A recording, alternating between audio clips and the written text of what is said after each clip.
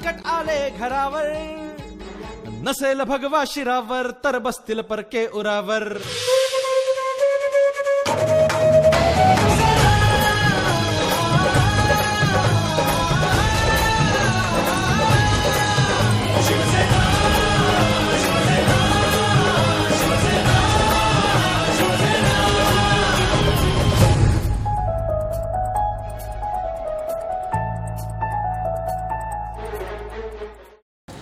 नमस्कार, मैं हितेश बाजपेयी, आप देख रहे हैं जय हिंद न्यूज़. जय हिंद न्यूज़ के विशेष चर्चा इस कार्यक्रम में इस वक्त हमारे साथ प्रकाश जी चादर यहाँ मौजूद हैं. हम जानेंगे कि इस जो पदवीधर के जो इलेक्शन चल रहे हैं उसमें किस तरह की तैयारी उनकी चल रही है. जी प्रकाश जी, सबसे पहले तो आपको बहुत बहुत धन्यवाद चाहूँगा. मैं आपने अपना कीमती समय जय हिंद न्यूज़ को दिया जनता से मिलने के लिए. जी, किस तरह की तैयारी आपकी चल रही है? इस दौरान जो जद्दोजहद है उसके बारे में. ये शिक्षक मतदार संघ का इलेक्शन है. ये चुनाव 6 साल के बाद होता है. इसको माध्यमिक, उच्च माध्यमिक, ITI, आश्रम शाला, ये सब लोग इसको मतदान करते हैं. 38,000 के करीब मतदान है. मैं पार्टी के आदेश होने के बाद इस मैदान में उतरा हूँ. शिक्षक सेना के माध्यम से मैं आदरणीय जमो अभयंकर जो हमारे महाराष्ट्र के अध्यक्ष हैं, प्रांताध्यक्ष है, उनके मार्गदर्शन में किया था. शिक्षकों की नौकरी असुरक्षित हो गई. शिक्षा के काम के व्यतिरिक्त शिक्षकों पर जबरदस्ती GR पे GR मुकाम करके शिक्षण विभाग के बाहर का काम डाला जाए. बार बार GR निकलना, नियम की बदलना करते करते शिक्षक जो है वो बड़ा त्रस्त हो चुका है. ये सारी बातें बार बार बोली जाती है कि इसके ऊपर कुछ करना है. करने की जवाबदारी इस क्षेत्र से जो आमदार होता है, शिक्षक आमदार, उसकी होती है. महाराष्ट्र में 8 जगह से आमदार होते हैं, विधान परिषद के सदस्य होते हैं. नागपुर विभाग में 18 साल एक लोक प्रतिनिधि रहे. शिक्षा प्रभावित हो रही है, शिक्षा में तकलीफें निर्माण हो रही है, अपमान होते जा रहे हैं शिक्षक. ऐसे समय में कुछ होगा, शिक्षा के साथ कुछ बदलाव आएगा, शिक्षा विभाग में कुछ प्रभाव डाला जाएगा. CBSE और दूसरे माध्यम के जो स्कूल हैं जहाँ बहुत बड़े संख्या में विद्यार्थी जा रहे हैं, स्टूडेंट जा रहे हैं, और बाकी माध्यम की तरफ स्टूडेंट बहुत कम आ रहे हैं. आम आदमी का ये कहना है कि बच्चों को पढ़ाएंगे तो हम अंग्रेजी माध्यम से पढ़ाएंगे, आप यहाँ नहीं भेजेंगे. ये एकमेव कारण है कि मराठी हिंदी माध्यम के स्कूलों में हर साल विद्यार्थी कम होते जा रहे हैं. जो प्राइवेटाइजेशन जो स्कूल में जो प्राइवेटाइजेशन जो हो रहा है, जो प्राइवेट स्कूल्स हैं, उसकी वजह से कहीं ना कहीं जो गवर्नमेंट टीचर्स हैं उनको जो बहुत तकलीफ उठानी पड़ रही है. धंधेवाही जो लोग हैं, शिक्षा का जो व्यापार कर रहे हैं, धंधा कर रहे हैं, वो ये सब करने के लिए सरकार से सिर्फ मान्यता लेते हैं. उनको स्कूल कोड लागू नहीं है. उन्होंने कितनी शुल्क लेना चाहिए बच्चों से, उसके ऊपर उनको बंधन नहीं है. एक पार्ट वो है, और दूसरा पार्ट अपनी स्कूलें जो है शासन की या अनुदानित है, जो सरकार मान्यता लेकर के चलती है, उनको हम बिजली को कट देते हैं स्कूलों में, हम बुक्स को कट देते हैं, शिष्यवृत्तियाँ देते हैं. उसके सर्वांगीण विकास के लिए उसका हेल्थ चेकअप होता है, बड़े बड़े ऑपरेशन गवर्नमेंट पकड़ कर करवा के देती है, उपस्थिति भत्ता दिया जाता है. ये सब देने के बाद भी यहाँ स्टूडेंट कम होते हैं, और जब स्टूडेंट कम होते हैं तो संचय मान्यता होने पर स्टूडेंट जब कम होते हैं तो शिक्षक जो है वो अतिरिक्त हो जाता है. और ऐसे हजारों लोग शिक्षा विभाग में बच्चे कम आ जाने से अतिरिक्त हो जाते हैं.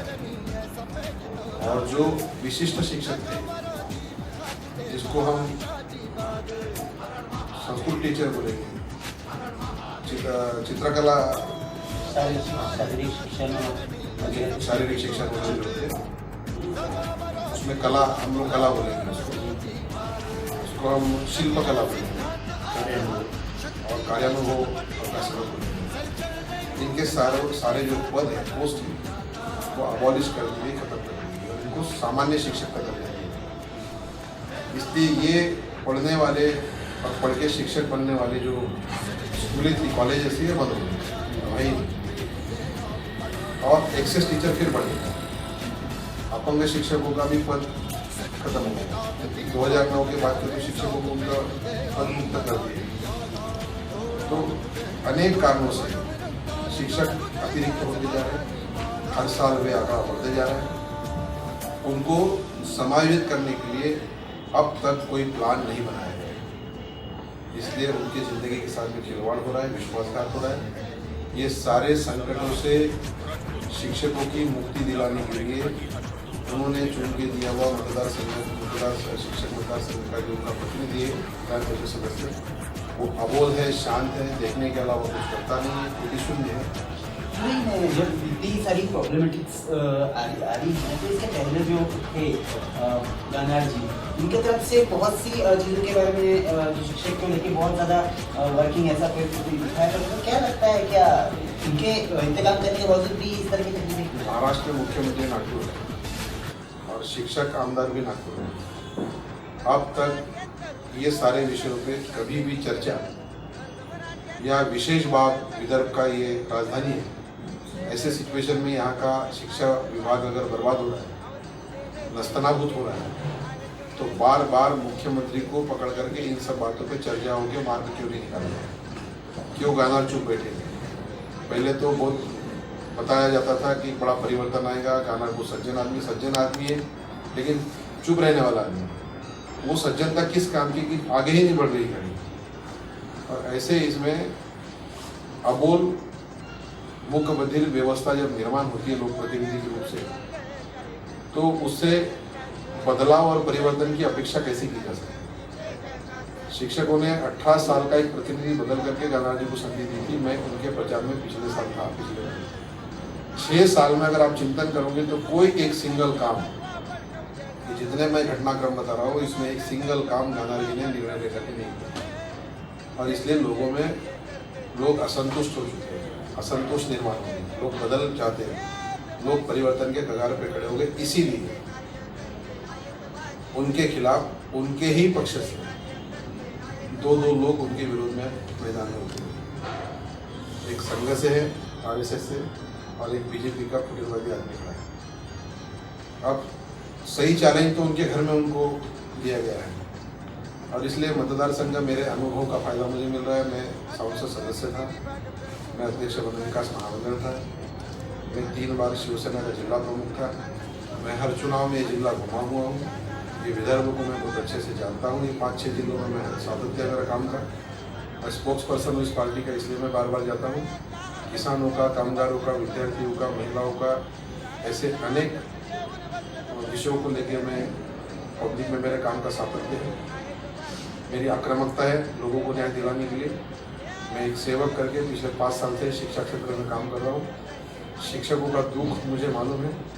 शिक्षक विभाग में काम करने के लिए सच्चे अर्थ से शिक्षा को प्रभावी बनाना, और लोग, बच्चे जो है, माँ बाप उनको अपने पास कैसे भेजेंगे, और दूसरे माध्यम के शिक्षा से हमारी स्पर्धा न होते हुए हमारा स्तर टिका रहेगा, इसके लिए प्रयत्न करने की नितांत आवश्यकता है। जैसे कि आपने बताया कि आपका शिक्षण क्षेत्र में बहुत अभी सालों का एक अलग एनालिसिस है, तो अभी जैसे आप इस इलेक्शन में खड़े हैं, जीत के आने के बाद आप किस तरह के परिवर्तन करना चाहेंगे इसके बारे में?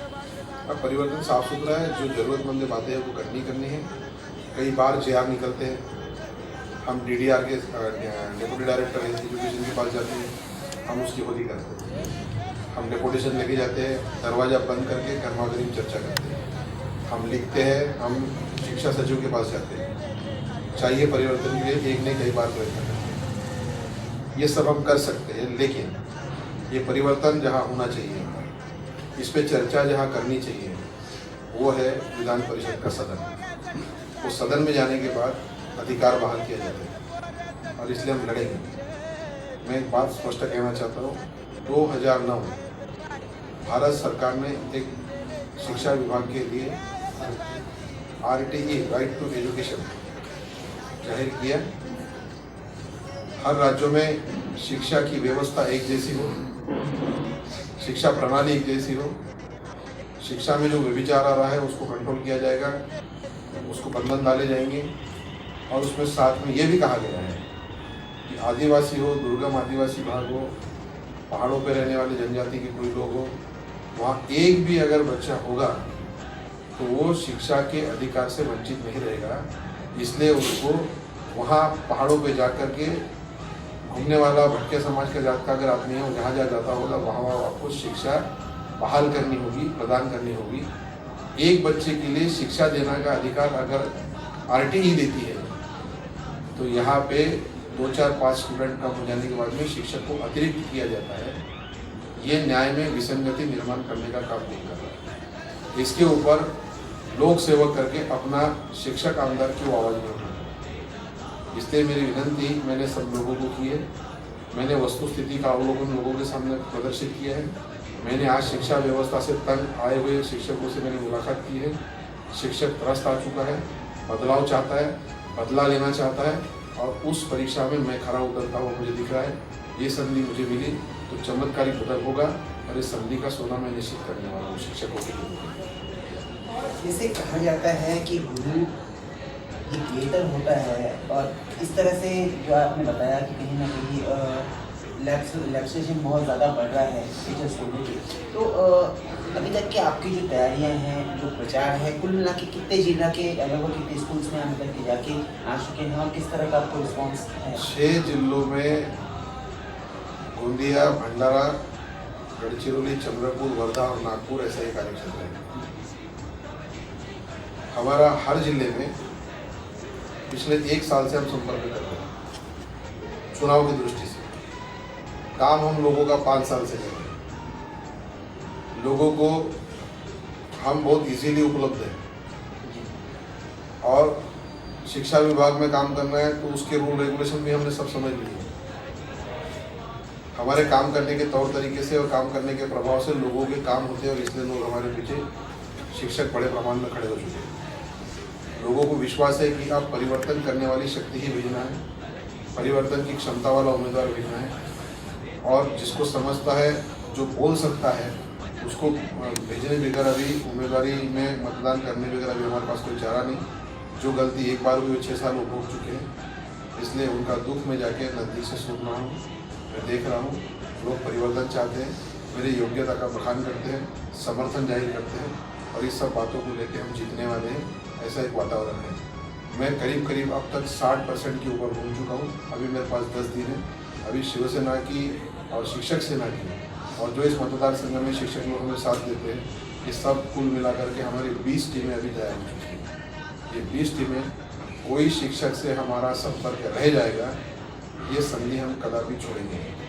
हम लड़ेंगे, तरीके से लड़ेंगे, ताकत से लड़ेंगे और इस चुनाव पे जिन लोगों ने शिक्षा के नाम पे बेईमानी किया, विश्वासघात किया शिक्षकों के साथ में, उन शिक्षकों का सम्मान की सुरक्षा के लिए हम काम करने वाले और मतदान में चुनते हैं। ये जो चुनाव है, कुल मिला के कितने प्रतिद्वंदी आपके अपोज में खड़े हैं और क्या लगता है आपको की हर जिले में जिनको इस मतदार संघ का अवलोकन करना नहीं आया है, कुछ लोग ऐसे भी खड़े हैं। मैं किसी को नाम नहीं रखना चाहता। संविधान ने लड़ने का अधिकार हर आदमी को दिया हुआ है। यहाँ 16 लोग मैदान में भी हैं। उसमें से मुझे ऐसा लगता है कि मैं इस विदर्भ में एक परिचित चेहरा हूँ। शिवसेना का मैं स्पोक्स पर्सन हूँ, लीडर हूँ। इसलिए मैं बार हर जगह घूमता रहता हूँ। जहाँ आंदोलन है वहाँ प्रकाश जाएगा ऐसी प्रतिमा नहीं है और इसलिए मैं परिचित होने से मेरे को इस मतदार संघ में जो लोगों का साथ मिल रहा है, तो मैं किसी को अपना प्रतिद्वंदी समझने के लिए मैं मान्य नहीं हूँ। और इसलिए इस चुनाव में कौन है, जो कुछ है उनके ही पक्ष के लोग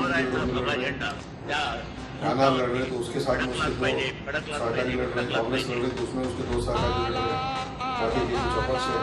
ये सारे गली वजह की गरीब में कहीं हम ज़्यादा चल रहे, कहीं हम कम चल रहे, लेकिन हम सब जगह चल रहे हैं। ऐसा एक अच्छा प्रभाव इस चुनाव में देखा जाए भारतीय जनता पार्टी की तरफ से पूरी तरह से कानून के साथ इलेक्शन में लगाया जाएगा, स्टैंड सारी चीज़ों का यूज़ किया जाएगा, तो क्या लगता है? बाकी सब चीज़ें मुझे मालूम है, लेकिन शिवसेना के सामने आपने जो बोला शाम राम भी उनके पास है, शाम भी उनके पास है, हमारे पास में जो है वो उनके पास में नहीं है। कांग्रेस करती थी जिसके कारण कांग्रेस बदनाम हुई, पार्टियां देना, खऱ्या अर्थाने मतों को, शिवशक्ती मतदारों को आमिष देना, वज्रमूर्त्यांची उभी करा लालच में लोगों को देना, बहलाना, फुसलाना, फिर झूठ बोलना, यही कांग्रेस सगळी करती थी। काँग्रेस इसलिए आणि कांग्रेस विरोधी को पक्ष ऐसे ठिकान में हे मतदारों सगळे ने देखा सपाट नहीं है झाले पाहिजे. कि कांग्रेस नाम से शुरू। यही बात हमारे सहकारी करते होंगे। इनके आने वाले दिन बड़े बुरे ही हमें समझ लेना चाहिए। अच्छे दिन का खाओ दिखाने वाले व्यवस्था ने इसको सावध कर लेना चाहिए। ये शिवसेना है, संघर्ष हमारा नारा है, 4 अक्षर आंदोलन का नाम है शिवसेना। शिवसेना प्रमुख के टाइम में शिवसैनिक है और इसलिए हम सब फालतू चीज़ें करते नहीं। किसी ने अगर सत्ता की बहुत ज़्यादा लालच दिखाई लोगों को प्रभाव दिखाने का प्रयत्न किया तो उन्हें समझ लेना चाहिए कि सत्ता के समाधान दिखाई है। हमने सत्ता नहीं दिखाई है और कोई दिखाएगा तो उसके साथ जवाब करेंगे। जी आने वाली जो प्रधानमंत्री इलेक्शंस जनता को चैनल के माध्यम से किस तरह का संदेश आप देना चाहेंगे? आने वाले फरवरी के महीने में जो सारे चुनाव हैं आज हिंदुत्वाचं बियाणं मैं मतदारों को कुजल्याशिवाय राहणार नाही. पूर्वी ते खडकावर पडत विनम्रपूर्वक आता ते प्रार्थना जमिनीवरती चांगल्या सुपीक जमिनीवरती आपके मत से तुमच्या आपका हृदयाच्या भाग्य विधाता जमिनीवरती निर्माण पडते. होता है। आणि त्याचे गोमत आम्हाला दिसू लागलेले उस आहे. निर्माता का आता मोठा वृक्ष हो पवित्र काम आप करते हो, उनको का सम्मान माझा बात असा तमाम हिंदू हर बांधव बार भाई आपके साथ में भगिनी त्या विश्वासघात हुआ। सावलीमध्ये पहले कांग्रेस वालों ने किया, आगे हमारा मित्र कैसा रहता है, आपके साथ में क्या ट्रीट करता है। यही एक संधि होती है।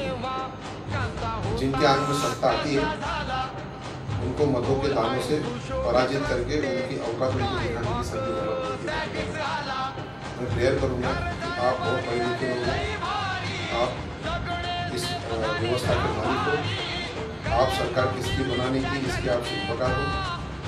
आपको अराजकता आप आंखों से देख रहे होंगे, विपरीत परिस्थिति अलग अलग मामलों से निर्माण हुई, उसके उत्तर होगी आपको। किसान मर रहा है, छोटे छोटे पीक पानी जो उनके हाथ में आते हैं उसका खेती के जो भाव है उनका मूल्य जो बाजार भाव जो इतना गिर गया है। टोमेटो हमने ₹50 किलो भी देखा है। लोग खेती से निकाल करके थोड़े पे फेंकने का काम कर रहे हैं बाजार भाव नहीं होने से। उद्ध्वस्त हो गई खेती, शिक्षा उद्ध्वस्त हो गई है। औद्योगिक क्रांति के बारे में हमने चर्चा की थी। क्रांति तो दूर रह गई, एक रामदेव बाबा को छोड़ के कोई क्रांति नहीं हुई है। हम लोग सत्यता के साथ रहें। शिवसेना पक्ष प्रमुख ने कहा है कि अगर किसानों की कर्ज मुक्ति नहीं होगी, लोगों के न्यायों के लिए लोगों ने जो सत्ता दी, अगर वो सत्ता उनकी सेवा के लिए नहीं वापरी जाएगी तो हमें किसी को पूछने की जरूरत नहीं। हम 2 मिनट में बाहर आके आपको बता देंगे कि लोक शक्ति क्या होती है। इसलिए लोगों के साथ में रहेंगे, विश्वास के साथ में विकास के लिए शिवसेना जैसे आक्रामक विचारों के साथ में आपने शिवसेना को मतदान करना चाहिए, ऐसी मेरी प्रार्थना है। जी प्रकाश जी बहुत बहुत धन्यवाद आपका। एक बार फिर से जय इंडिया न्यूज़ को आपने समय दिया। हर कोने के हर तबके तक के लोगों तक जय इंडिया पहुंचने की कोशिश करता है। हमने आपको विशेष चर्चा इस कार्यक्रम में हम प्रकाश जी जाधव से मिले, हमने बातचीत की। इन्होंने जो कहा कि मतदाता ये शिल्पकार होता है सरकार का, तो कहने का मतलब यही है कि क्या सही क्या गलत पब्लिक सब जानती है। आप देखते रहिए जय इंडिया न्यूज़।